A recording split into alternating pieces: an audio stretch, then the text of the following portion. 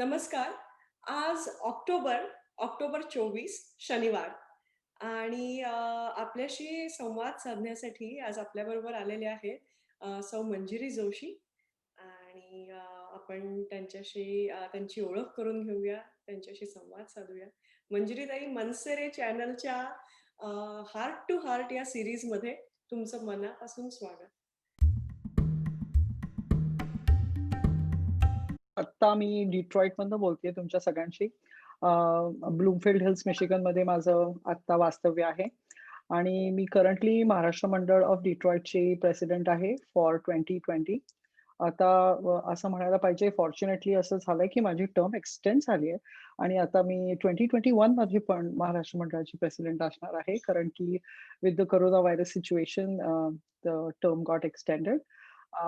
मी माझं वास्तव्य कायम डिट्रॉइटमध्येच होतं. इथेच होते मी मिशिगनमध्ये 1998 पासनं आम्ही यूएसमध्ये आहोत. सो आम्ही इथेच असतो.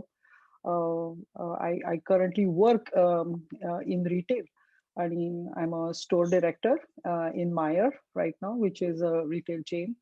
And I've been working with Meijer for the last 2 years. Before that, I was actually working for 14 years with Sears. Sears जेव्हा बंद व्हायला लागलं त्यावेळेला I decided to branch out and do something different. And of course, by education, I am absolutely not related to any of the stuff that I do right now. I'm a doctor. I am in fact an Ayurvedic doctor. And I have done bachelor's in Ayurvedic medicine and surgery from Podar Ayurvedic College in Cherny Road. Worli actually. आणि माझे masters मी करत होते. त्याच्यामध्ये माझं 1 year masters पण झालंय and that was at my Charni road Mittal पोद्दारचं college. पूर्ण लाईफ डोंबिवलीमध्येच गेलंय. माझी शाळा पण डोंबिवलीत होती. आई वडील तिथेच होते. My father was kind of in dyes and dye stuffs kind of company. त्यांचं केमिकल इंजिनिअरिंगचं बॅकग्राऊंड होतं आणि आई हाऊसवाईफ होती.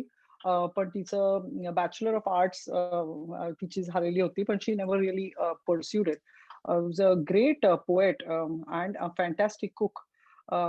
Really. आणि most of my childhood was spent there. I have an older brother, 3 years older to me. त्याचं नाव मंदार आहे. तो सध्या मिनियापोलिसमध्ये असतो. सो मंदार, मी, आई, daddy, we all spend most of our time in Dombivli आणि एव्हरेस्ट सोसायटीमध्ये असायचो डोंबिवलीमध्ये. अनेक माझ्या सगळ्या आठवणी सोसायटीतल्याच आहेत, कारण की बरेच वर्ष आम्ही तिथेच होतो. हं. खूप प्राईड होती मला आणि त्यावेळेला मी वडिलांची सिग्नेचर घ्यायचे प्रत्येक रिपोर्ट कार्डवरती. Of course I was a top ranker all the time. नेहमी म्हणजे फर्स्ट यायचो आपण. आपल्याकडे पहिलं फर्स्ट यायचो असं म्हणायचो ना आपण, तसं टाईपमध्ये होतं. फर्स्ट यायचे ऑल द टाइम. आणि बडबडी खूप होते. म्हणजे इनक्रेडिबल अमाउंट ऑफ टाइम्स मला सारखं माझी सीट बदलायचे टीचर्स आणि त्याच्यासाठीच मला मॉनिटर बनवायचे. कारण मॉनिटर बनवलं तर सगळ्यात बडबड्या माणसालाच मॉनिटर बनवतात ना, म्हणजे की वर्ग शांत राहील असं. सो असे खूप पनिशमेंट वगैरे असे काही मिळायचे नाही. तशी मी स्टुडिओसच कॅटेगरीमध्ये पडते. अभ्यासच खूप करायचे. ड्रॉइंग क्लासेसला वगैरे जायचे मध्ये-मध्ये, पण मोस्टली भरपूर बडबड, बडबड, बडबड इज माय ओन्ली थिंग. हां. डिसिप्लिनेरियन काइंड ऑफ होते, पण असे काही खूप कठीण नव्हतं. माझं खूप चांगलं पटायचं. वडिलांशी मी बोलू शकायचे. तर कोणती गोष्ट हवी असायची ना, तर मंदार मला येऊन सांगायचा. मी त्याच्यापेक्षा लहान होते, पण तो असं मला म्हणजे सांगायचा, की "तू तू सांगतेस का डॅडीना?" असं म्हटलं, की मग मग मी जायचे आणि मला काय बिनधास्त, मी काही घाबरायचे नाही. बिनधास्त जाऊन डॅडीना काही पण विचारा आणि काय होईल जास्तीत जास्त, डॅडी नाही म्हणतील, राइट? सो मी करायचे ते खूप असं. सो तो मला ढकलायचा आणि मग मग सांगायचा, की "तू सांग ना डॅडीना, मग डॅडी हो म्हणतील." असं. आणि त्याला माहिती होतं, की काही झालं तरी चालेल. पण असं काही, असे मी खूप खोड्याळ खरंच नव्हते. एम्युलेट करण्याच्या हिशोबाने मी म्हणेन, की I have always looked up to all my teachers. आणि शाळेमध्ये अजूनही माझ्या शाळेतल्या 1-2-4 टीचर्स आहेत, ज्या Facebookवरती मला भेटले आहेत आणि ज्यांच्याबरोबर आम्ही खूप सहवासात असायचो, कारण की कायम शिकलेलो त्यांच्याबरोबर. तर त्या टीचर्स खूप इन्फ्लुअन्स करायच्या. पण मला पर्सनली असं वाटतं, की major part of my life have been influenced by my father. म्हणजे भरपूर काय म्हणतात त्याला, अ, भरपूर गोष्टी माझ्या वडिलांकडनं शिकण्यासारख्या होत्या. एक तर म्हणजे त्यावेळेला ते त्या आता मी विचार करते, flash back and look at it, I feel like वडील खूप लिबरल होते. म्हणजे काही गोष्टी ट्राय करायला आपण कुठच्या गोष्टीला त्यांनी कधी थांबवलं नाही आणि शिकवत राहिले खूप आणि डिटेल्समध्ये नोट्स कशा घ्यायच्या, don't say it, write it. म्हणजे त्यांच्या काय-काय गोष्टी असायच्या. ऑर्गनायझेशनमध्ये तर म्हणजे oh my God! I cannot tell you की the level of his organisation was की आत्ता पण आम्ही आमच्या जुन्या अपार्टमेंटमध्ये गेलो आणि कुठचा डबा उघडला अर्चना, तर त्या डब्यामध्ये एक्झॅक्टली कोणत्या वस्तू आहेत त्याची लिस्टिंग त्याच्या आतमध्ये असते. अजूनही म्हणजे त्यांनी त्यांच्याकडनं भरपूर गोष्टी अशा म्हणजे शिकण्यासारख्या होत्या. तर मला मला वाटतं की major part of my life I always try to be like my father. And I feel like he was major contributor in anything that I'm doing. Keep on learning, never stop learning. All your life you should continue to learn. You should never stop. You learn from everybody, right? And you have to keep on giving that back. So you want to make sure that you're doing that. असं नसतं की मी हे शिकले म्हणून आता थांबायचं. जर नवीन काहीतरी शिकायला मिळालं तर ते शिकत राहायचं. Never give up. So that's all kinds of these things. My father was like a major influence on me, and never to be afraid of anything. So just go for it. Ask why we have been given a language and we speak, right? So ask questions. What is the worst thing that could happen? And he used to say this all the time. What is the worst thing that could happen? समोरचा माणूस नाही म्हणेल, right? पण विचारला पण तर पाहिजे ना आपल्याला. सो तोंड उघडायचं आणि विचार. So I think that any of my characteristics that are there in me, a lot of them came from my father. स्वयंपाक आणि फास्ट करणं आणि उरक, उरक हा शब्द करेक्ट असेल.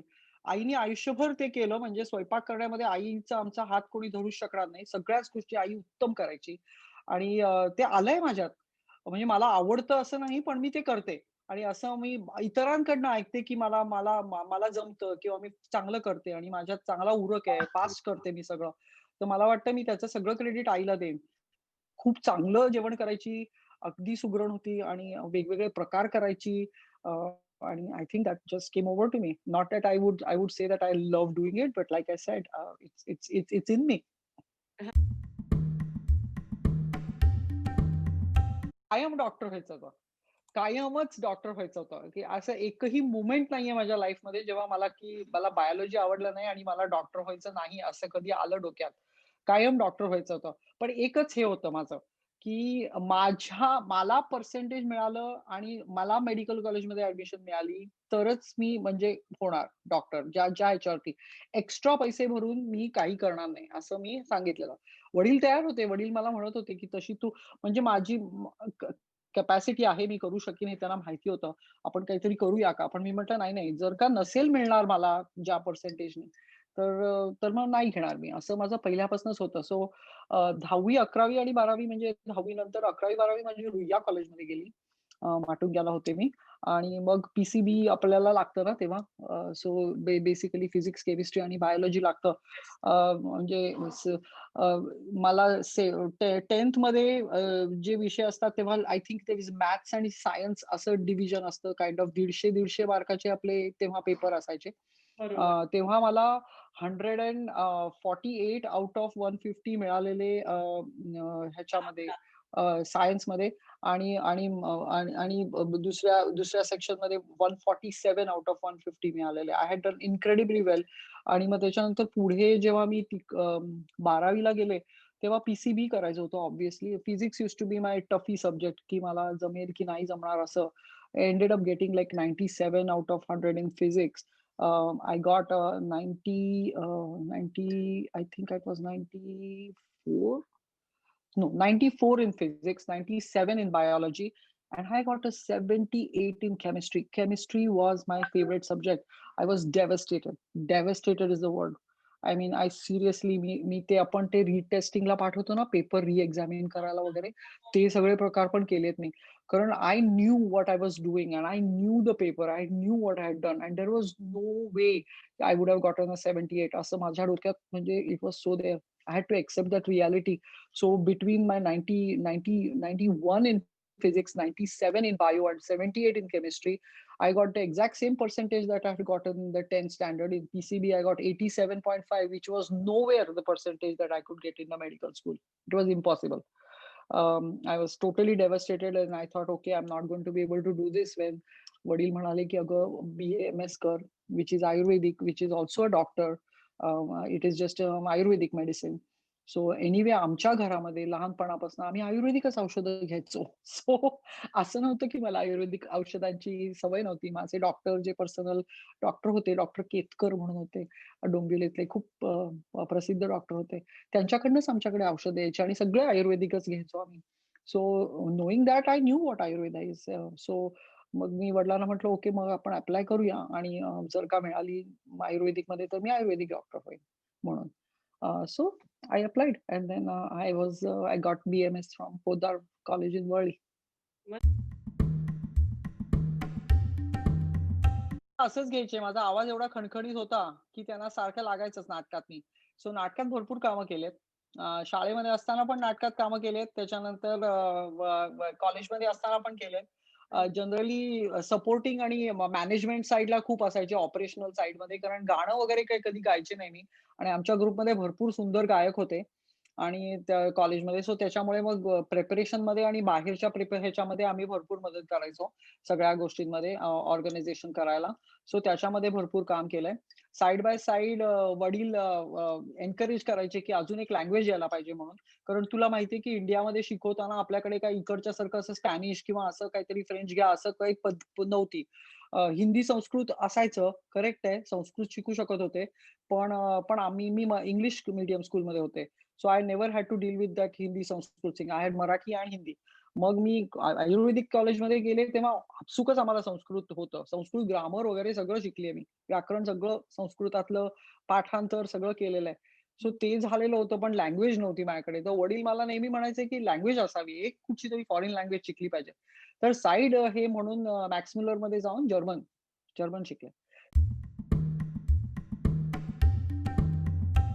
मनातच नव्हतं. असं काहीच नव्हतं.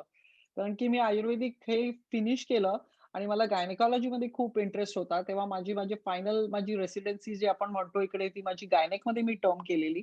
ऑफकोर्स रोटेशन्स असतात सगळ्याकडे तर त्याच्यामध्ये मी ओ-बी-जी-वाय-एन मध्येच केलेली रोटेशन आणि मग सायमल्टेनियसली डोंबिवलीला मी डॉक्टर महेंद्र कामत यांचं हॉस्पिटल आहे डोंबिवलीमध्ये ते वर्धे मॅटर्निटी होम म्हणून माहिती असायचं. So I was working over there with doctor Kamath आणि डिलिव्हरीज करायचे. भरपूर डिलिव्हरीज केल्यात मी.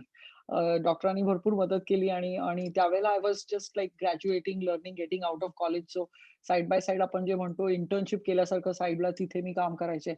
So passionately I was working really hard at the hospital आणि खूप खूप सुंदर एक्सपिरियन्स होता तो आणि भरपूर शिकायला मिळालं सरांकडनं आणि तिथेच भरपूर मी काम केलं simultaneously. No, I had no clue absolutely that I wanted to go to US at that point of time. 28 years old and in fact माझा भाऊ माझ्यापेक्षा ओल्डर आहे. सो आईचं केव्हापासून चाललेलं, की तुझं लग्न करायला पाहिजे म्हणून आणि मी तयार नव्हते कारण I was working and enjoying my self. So माझ्या भावाचं लग्न माझ्या अगोदर झालंय. It's my father. My father was most flexible. जेव्हा मी सांगितलं, की मी हे करतेय आणि मी मास्टर्सला ॲडमिशन घेतली आहे, तेव्हा वडील म्हणाले, की "ठीक आहे, आपण 1 वर्षभर पूर्ण तुझं मास्टर्सचं काय होतंय ते बघूया आणि कसं काय प्रोग्रेस होतंय ते आणि तोपर्यंत आपण मंदारसाठी मुली बघायला सुरू करूया" म्हणून. आणि जर जमलं मंदारचं, तर मग मंदारचं लग्न करून घेऊया म्हणून. And I said, "hey that's a great idea." So let's do that म्हणून.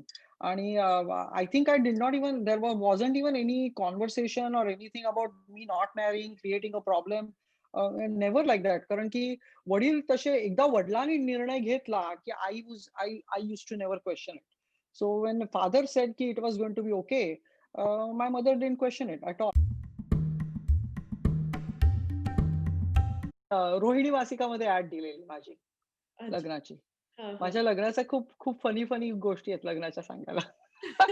सो सो जास्त मुलं पण बघितलीच नव्हती. मी माझा सेकंड हे स्थळ होतं. चं बघितलेलं तेव्हा मी आणि ते ते रोहिणीमध्ये अंक आलेला त्यांनी त्याचा फोटो पाठवलेला आम्हाला आणि मग आम्ही आमचा फोटो पाठवलेला आणि मग ठरलं की भेटायचं. ते सिकंदराबादला होते कारण Raj used to work for Satyam. So सत्यमसाठी काम करायचे आणि तो तिथे होता. So we had to meet them in Secunderabad. Of course I was flipped again, की मी परत वडिलांना सांगितलं, की "are you kidding me?"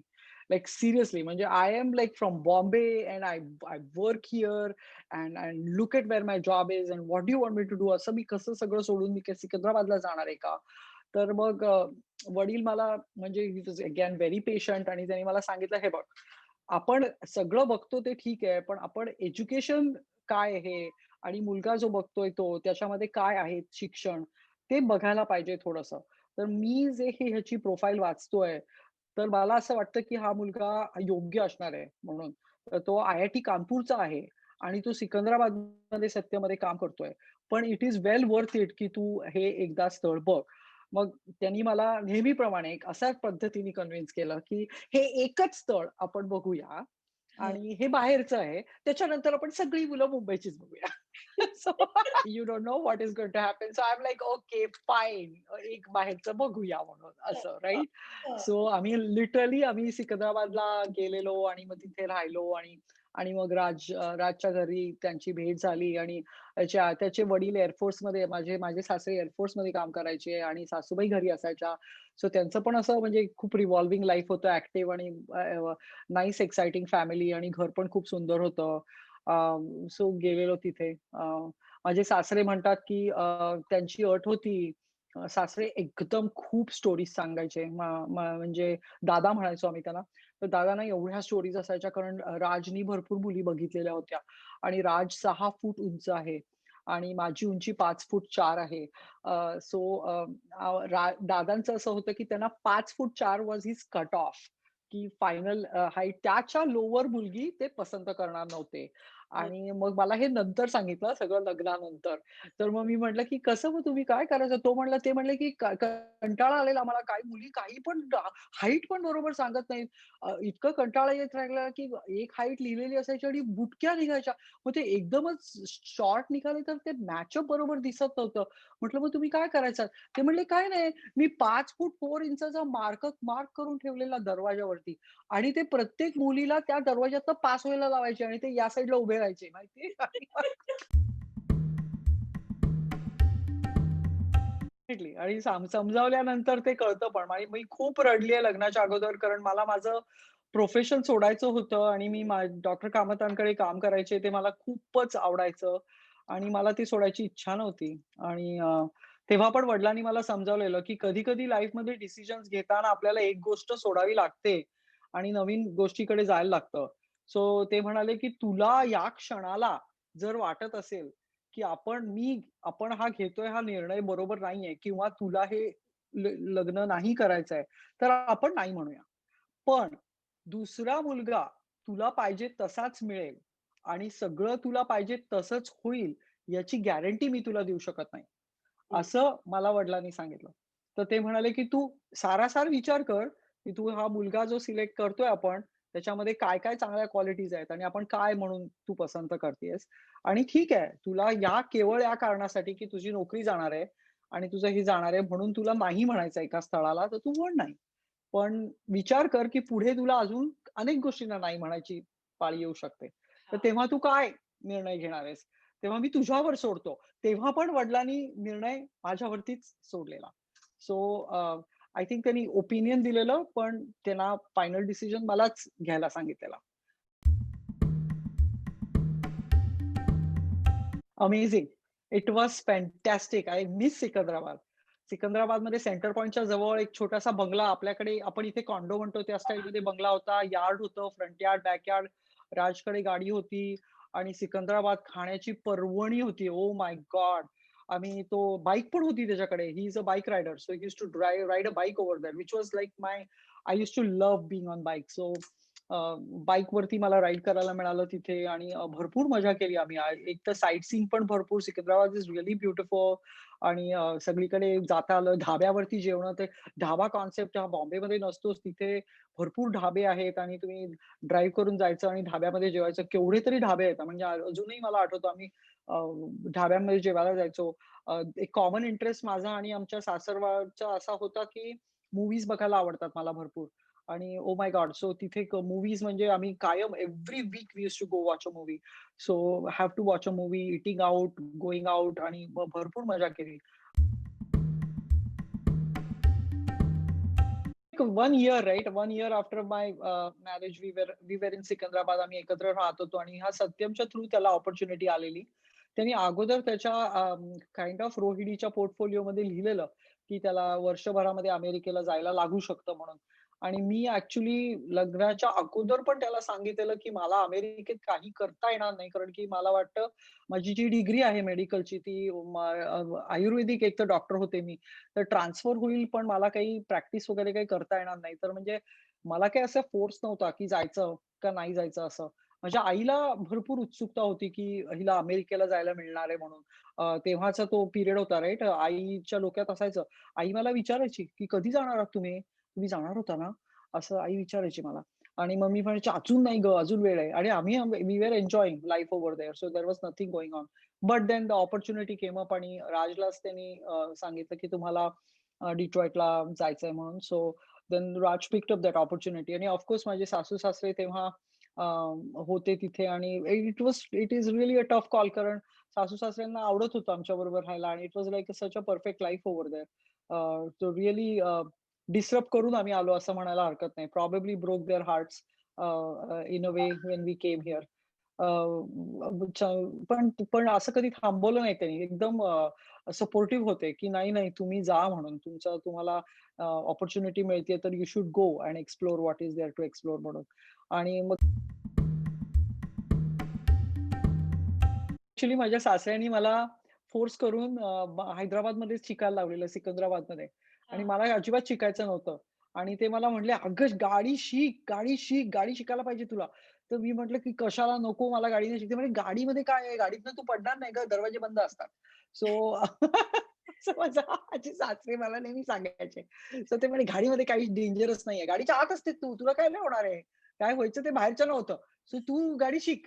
So so त्यांनी मला खूप फोर्स करून तिथेच गाडी शिकवलेली. पण इकडे आल्यानंतर मात्र आमच्याकडे एकच गाडी होती. त्याच्यामुळे मी थांबलेले आणि वी डिसाइडेड की it was a good point to kind of think of starting a family right? Because I was married and then of course I was 28 years old आणि being in the OBGYN field for better part of my life, I really wanted my pregnancy to be before 30 kind of. So we wanted to try for that too. So मी थांबलेले आणि around 98 मध्ये maybe I think I must have started learning driving when I was actually pregnant. माझी final test झालेली त्यावेळेला Rohan was already born. So तेव्हा मी माझी ड्रायव्हिंग टेस्ट घेतली. So it took a little bit of time for me to start driving because there was nothing there to do आणि the car was with Raj and then major part 9 months probably in pregnancy. So Rohan was pretty much in a car seat when I took my driving test. So it was exciting, very. पण आम्ही नवीन होते आणि मी काम करत होते, तर मी सीअर्समध्ये माझ्या मॅनेजरला सांगितलं, की काल आम्ही McDonald'sमध्ये गेलोय म्हणून. सो मी McDonald'sमध्ये जेवायला गेलेले, तेव्हा तिने मला विचारलं, McDonald's नावाचं मला रेस्टॉरंट माहीतच नाहीये. तर मी तिला म्हटलं, की "अहो ते सगळीकडे आहे. तिथे कोपऱ्या-कोपऱ्याला आहेत McDonald's." तर ती म्हणली, "व्हॉट डू यू मीन कोपऱ्या-कोपऱ्याला आहेत? I don't get it. What are you saying?" So मी म्हटलं, "I don't know how else to describe McDonald's." So she said, McDonald's is not something I've ever heard of. So then she called a couple more managers and then she said, "Hey, what is she trying to tell me right now?" I asked her where she went to eat and she said she has eaten at McDonald's and she likes McDonald's. What is McDonald's? So now I have like three managers over there and we are all trying to discuss what McDonald's is. And nobody could figure out. So then I realized that, hey, hold on, okay, let me just write it. Let me just write what I'm saying. So just hang on and let me write it. So I wrote it and then, oh, you mean McDonald's? I'm like, okay, what difference was I saying? So it was like तेव्हा मला कळलं की ते McDonald's म्हणायचं. तर जरबेराची फुलं खूप आम्हाला माहिती होती. सो मी त्यांना सांगताना माझ्या मित्र-मैत्रिणींना सांगितलं म्हणजे तिथे सीअर्स मधल्या, की मला ही जरबेराची फुलं खूप आवडतात. सो हं. जरबेराची फुलं म्हटल्यानंतर परत हॅवॉक, की आता काय ही म्हणतीये. तर मी म्हटलं, "आता मी शिकलेले." त्याच्यामुळे मी म्हटलं, "1 मिनिटं मी लिहिते, म्हणजे तुम्हाला सांगता येईल की काय आहे." ते आता मी पटपट शिकलेले. मग लिहिल्यावरती ते म्हणाले, "यू मीन Gerber daisies." म्हटलं, "oh my God! Okay, I got it. I got it. I want to change it." So then it became Gerber daisies. सो माझ्या वडिलांचा ॲडव्हाइस देणार आहे. हे बघ, language has been given to communicate. If you don't communicate, there is absolutely no way that you will be able to do anything. So the first thing is that what is the worst thing that can happen by you speaking? The person in front of you may not understand, right? That's the worst thing that can happen. So I think that you should not step back. You have to be bold and you have to speak up. You have to speak up. If you cannot, if the person in front of you doesn't understand, make sure you remember my technique. Don't forget to write it, and they absolutely can tell you. But I don't think you should back out. And I don't think there is any problem with, at least I have worked at least 17 years outside now, working with mainly American born, Caucasian, African American, and a variety of other people around me. And nobody has, I think everybody should be bold enough to do that. Don't be afraid. Just go ahead and say what you need to say, because the person in front of you is just trying to understand what you're saying. So if you can communicate and just articulate it, and try to write it if you want to, and then they will realize what you're trying to say. But don't be afraid. I think you should just take that step.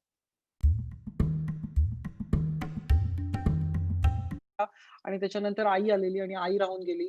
आई-बाबा राहून गेले आणि मग नंतर आम्हीच होतो. So मग रोहनची काळजी घ्यायची होती आणि मी घरात होते आणि मला बोर व्हायला लागलेलं. कारण ऑफ कोर्स आपण मुलं वाढत असतात, पण आपलं काहीच क्रिएटिव्हली चालू नसतं.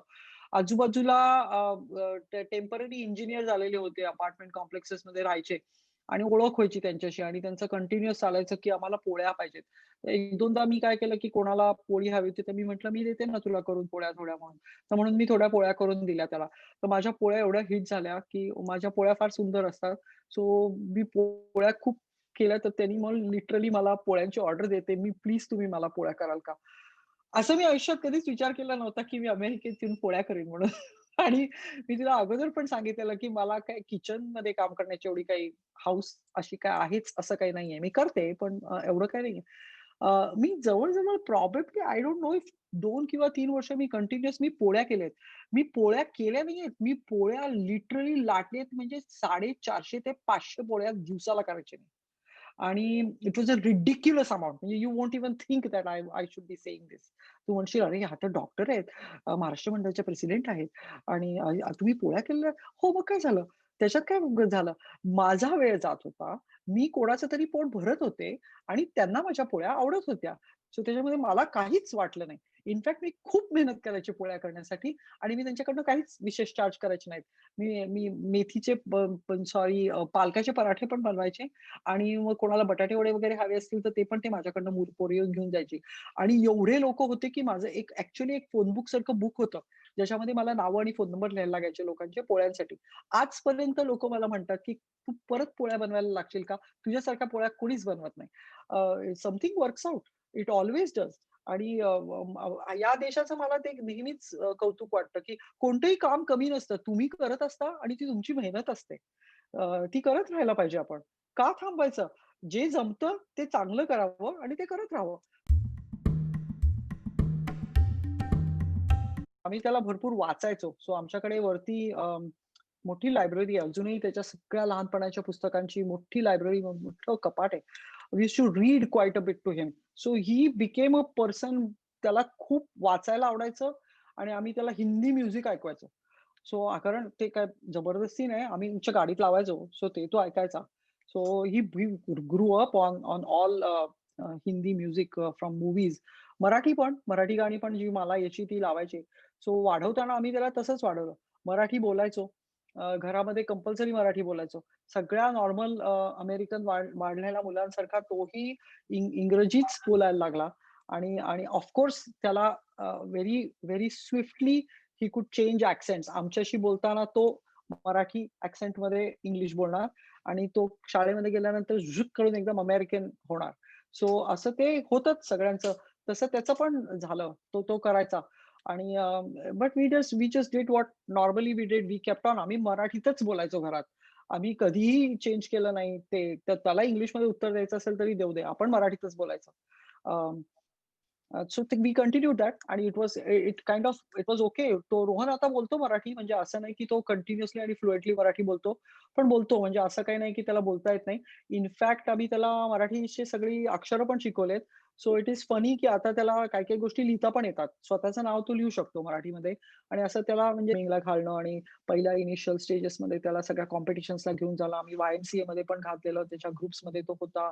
तिथे तो स्विमिंग करायचा. Of course don't forget karate. Karate पण करायला घातलं. कराटे क्लासेसला घालतो आपण तसं कराटे पण तो शिकलेला आहे. ते ते पण त्याला केलं. आम्हाला जे पाहिजे होतं ते आम्ही त्याला शिकवलं, असं मी म्हणेन.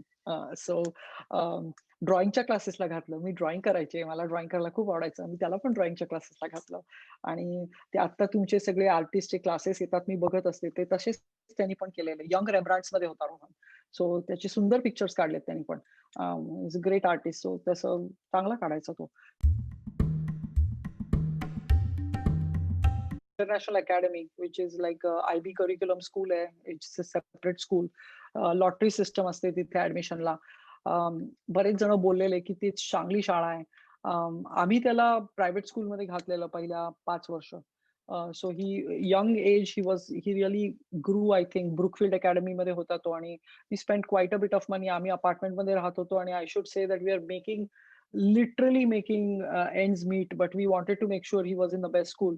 So we put him in Brookfield academy आणि त्याच्यानंतर मिडल स्कूलमध्ये तो रेग्युलर पब्लिक स्कूलमध्ये गेला. हायस्कूलमध्ये जायची वेळ आल्यावर आम्ही त्याला ऑप्शन दिला, की तुला इंटरनॅशनल अकॅडमीमध्ये जायचंय का? पण आम्हाला माहिती होतं, की त्याला थोडं चॅलेंजिंग ॲटमॉस्फिअर आवडतं. अकॅडमीमध्ये तो गेला. So that was probably the first step that he took, which was that he made a decision that he wanted to do that. आणि इंटरनॅशनल अकॅडमीचं खूप रिगरस करिक्युलम असतं आणि फारसे जे आपण हे आत्ता म्हणत होतो टायक्वांडो करा, म्युझिक करा, हे करा, ते सगळं करायला खूप जास्त स्कोप नसतो. तिथे जेवढं एबिलिटीज होते कारण खूप मोठी शाळा नाहीये. सो त्यांच्या त्यांच्या म्युझिक स्कूलमध्ये त्यांनी इन्स्ट्रुमेंट पिक करायचं होतं आणि त्यांनी व्हिओला पिक केला आणि he started right at that school. He had a great music teacher mister Wolf म्हणून त्याचे टीचर होते. Pretty much influence by him आणि आम्ही कधीही त्याच्या जे आपले पॅरेंट टीचर कॉन्फरन्सेस असतात ना, मीटिंगला गेलो की सगळ्या टीचर्स त्याच्याबद्दल चांगल्याच बोलायच्या.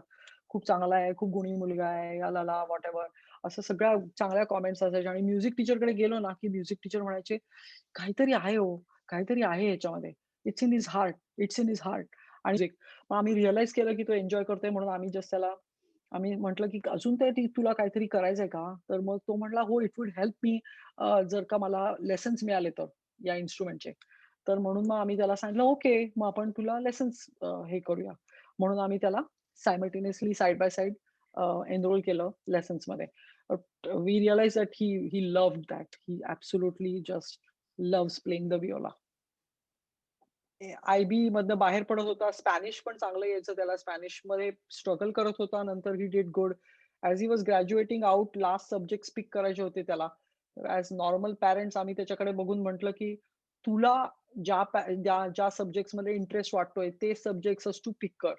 आणि त्याचा सब्जेक्ट वाईज तो कंप्लीटली आर्ट साइडचा कल असलेला मुलगा आहे. सो त्यांनी फिजिक्स घेतलेलं, त्यांनी इकॉन घेतलेलं. त्याच्यानंतर त्याच्याबरोबर त्यांनी हिस्ट्री घेतलं, लँग्वेज घेतलं आणि म्युझिक घेतलं. सो त्याचा म्युझिक एवढा त्याचा हे होतं, की that was his major part of when he graduated out of म्हटलं हे टफ वाटतंय. 2च स्कूल्स करणं. नाही मिळालं तर काय करणार? सर आणि त्याला म्युझिकच पर्स्यू करायचं होतं. सो आम्हाला थोडं टफ वाटत होतं. तर आम्ही म्हटलं आपण मिशिगन स्टेटमध्ये करून ठेवूया आपण so we were like okay. आणि इकडे मिळाली त्याला ऑफ कोर्स लगेचच मिळाली त्याला मिशिगन स्टेटमध्ये आणि इकडच्या ऑडिशनमध्ये त्याला काय ते डिफर्ड असताना काहीतरी सो मिशिगन युनिव्हर्सिटी ऑफ मिशिगनमध्ये डिफर्ड आलं आणि बॉस्टन युनिव्हर्सिटीमध्ये त्याला मिळाली. So he made his decision immediately that I want to go to BU. And again God bless की आम्हाला अबिलिटी होती आमच्याकडे की we were able to support his decision to send to Boston because obviously it's a private school आणि we had to do that. आणि but we said no that's what he wants to do so we will do that. So he did his degree in in Boston University. सो त्यांनी political सायन्समध्ये एक degree घेतली which was again something he really loves. And then the second degree was in music. सो त्यांनी 2 degrees एकत्र केला. गेल्या वर्षी तो ग्रॅज्युएट झाला आणि त्याच्यानंतर इमिडिएटली त्यांनी मास्टर्सला अप्लाय केलं आणि आता तो मेरीलँडमध्ये आहे. युनिव्हर्सिटी कॉलेज पार्क मेरीलँडमध्ये. He is actually pursuing his masters in music. So he is doing a great job. We are really very proud of him. तुम्हाला ऑर्केस्ट्रा किंवा कशाचा पर्मनंट पार्ट व्हायचं असेल तर खूप तुम्हाला मेहनत करायला लागते आणि मास्टर्स नाही तर तुम्हाला डॉक्टरेट घ्यायला लागते म्युझिकमध्ये. सो त्याचं शिक्षण इकडेच थांबणार नाहीये. त्याला पुढे अजून शिकायला लागणार आहे. कारण बहुतेक जण जे तुम्ही ऑर्केस्ट्रा किंवा रेग्युलर सिम्फनी ऑर्केस्ट्रामध्ये बसलेले लोकं बघता, तर तुम्ही बघून पण म्हणत असाल, की "अरे, हे एवढे ओल्डर कसे काय आहेत?" आणि बरेचसे सीनियर लोकं असतात बसलेले तिथे. कारण ही शिक्षणाची प्रोसेसच लाँग आहे. की तुम्हाला ते शिकून ते तिथे तुम्हाला चान्स मिळेपर्यंत सुप्रीम कोर्टच्या सीटसारखं आहे ते. मोकळे होईल तेव्हा मिळेल असं. But you have to keep on trying and you have to get there. So you have to keep on learning आणि जेवढी तुमची प्रॅक्टिस होईल त्याच्यानेच तुम्ही बेटर होणार असतात आणि ऑफ थिअरी तर ते सायमल्टेनियसली शिकतच असतात. त्याच्यामुळे त्यांना ते त्याचा फायदा होतो. So creating music is also something that he can obviously pursue. But teaching support हा खूप एसेन्शियल असतो या ग्रोइंग एजमध्ये. आपण अमेरिकेत आहोत आणि किड्स टेंड टू फाइंड दॅट की आपण फोर्सफुली काहीतरी केलं तर त्याचा तो निर्णय नंतर योग्य होत नाही आणि मुलं दुसऱ्या गोष्टी करू शकतात. So I feel like channeling them in the right direction and giving them that positive energy where they can reach out to you when they are in trouble or they want to make a decision. ते खूप important असतं. तर तो जो channel open राहायला पाहिजे आपला कम्युनिकेशनचा नेहमी आणि त्यांना गाईड करत राहायला पाहिजे आपण काय करायचं त्याच्यासाठी. So I think that's very important. 2010 मला वाटतं माझी मैत्रीण अंजू वळे प्रेसिडेंट होणार होती आणि तिने मला सांगितलं, "मंजिरी तू ये ना आणि आपण मजा करू म्हणून आणि मला सपोर्ट पाहिजे तुमचा सगळ्यांचा." तर ऑफ आता मैत्रीण प्रेसिडेंट होणार आहे म्हटल्यानंतर मंडळात जॉइन करायला पाहिजे म्हणून आम्ही जॉइन केलं. आणि त्याच्यानंतर मंडळ कधी सुटलंच नाहीये. मंडळ काय म्हणतात आपले मंडळ आमच्याकडे आपलं मंडळ महाराष्ट्र मंडळ असं आहे. सो मंडळाचं सगळं काम आपलंच काम असतं. सो ते करत राहायचं. त्या हिशोबाने आम्ही जॉइन केलं आणि इट वॉज एक्साइटिंग कारण एकतर खूप ओळखी झाल्या आणि शिकायला पण खूप मिळतं ना आणि असं वाटतं की काहीतरी सेल्फलेस एफर्ट्स आपण करतच राहायला पाहिजे. कायम ॲक्टिव्ह राहायला पाहिजे. सो तो एक हेतू असतो तो पूर्ण होतो मंडळामध्ये आणि एवढे सगळे एक्सपिरियन्स लोकं तिथे आहेत. तर मला अंजू बरोबर मी काम केलेलं त्यावेळेला आम्ही फूड डिपार्टमेंट म्हणजे फूड मध्ये होते मी आणि त्याच्यानंतर लॉजिस्टिक्समध्ये काम केलं. ट्रेझररच्या अंडर काम केलं. सो किरण इंगळे, अंजली अंतुरकर, अंजू वळे सगळे जे आमचे दिग्गज लोकं जे आमच्या अगोदर होऊन गेलेत त्यांनी नंतर बृहन महाराष्ट्र मंडळाचं पण कन्व्हेन्शन केलं त्याच्यानंतर त्याच्यामध्ये पण आम्ही ॲक्टिव्हली भाग घेतलेला. खूप मजा येते एकतर. विविध कलाकारांची ओळख होते, भेटायला मिळतं. That is a bonus. आपण विचारच नाही करू शकणार असं, की अ, आपल्याला कलाकारांच्या बरोबर किती आरामात बसून गप्पा वगैरे मारता येतात. आणि ते प्रिव्हिलेजेस असतात ती. आणि सेल्फलेस काम where people are happy for what you are doing. So I think effort of bringing great cultural events from India आणि keeping them here as well as promoting local talent आणि trying to bridge that gap between the future generation, of the kids who are kind of going away from our culture in a way because we are here to try them to get close and get them closely knit back again is always great. So Mandal has been intensely great. I think the support that we get here in Detroit is amazing. And there is a great group of people that work for the Mandal. So I am just privileged to be a part of it. Get the opportunity itself is a privilege.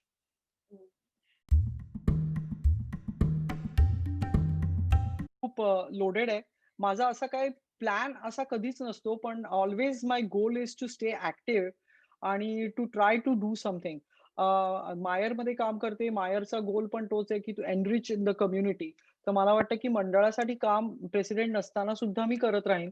कारण की आपल्याला बऱ्याच लोकांना मदत करायची असते आणि मुख्य आता कोरोना आल्यानंतर असं जाणवलं, की there is a lot of seniors. आमच्याकडे तर 60% मंडळाची कपॅसिटी सीनियर्सचीच आहे. तर आमचं आता पुढचं वर्ष जे असेल ते सुद्धा कोरोनाच्या छायेखालीच होणार आहे. सो आपल्याला बऱ्याचशा गोष्टी विचार करायच्या आहेत. तर from a community perspective what you can do to help त्याच्यावरती आता आम्ही थोडासा विचार चालू केलेला आहे. तर मला वाटतं की मला जरूर त्याच्यामध्ये हेल्प करायला आवडेल. आणि from a motivational point of view I think that I do a good job of kind of doing motivational speaking without actually being a motivational speaker. So मला माझ्या मैत्रिणी आणि बाकीच्या गोष्टी असतात त्याच्यामधनं असं मला वाटतं, की I would be able to support some of those things आणि आयुर्वेदिक जे मी शिकली आहे त्याला आता मी बरेच वर्ष झाले टच करून परत. So I think it might give me an opportunity when everything slows down and when Rohan settles to do something different and pursue some of my old yes passions that I had. Gardening मध्ये मला भरपूर interest आहे. So again that is something that I feel like I need to take up and pursue on a regular basis.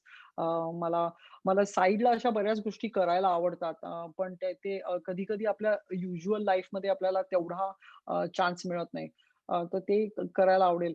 Travelling करायला आवडतं असं मी म्हणू शकते आणि मला पण पण करायला जमलंच नाहीये. गेले कित्येक वर्ष झाले. इकडे-तिकडे आपण लोकली जातो, पण असं झालं नाही. पण I think one main trip that I will take is I want to go to India. कारण 12-15 वर्ष झालेत मला जाऊन आता. So I think I need to go back and touch base with my मावशीज in India. So there is a lot there on the plate, but I think age is just a number. You just need to be active and just keep working a little by little every day and try to do good. That's it. मस्त, एकदम छान.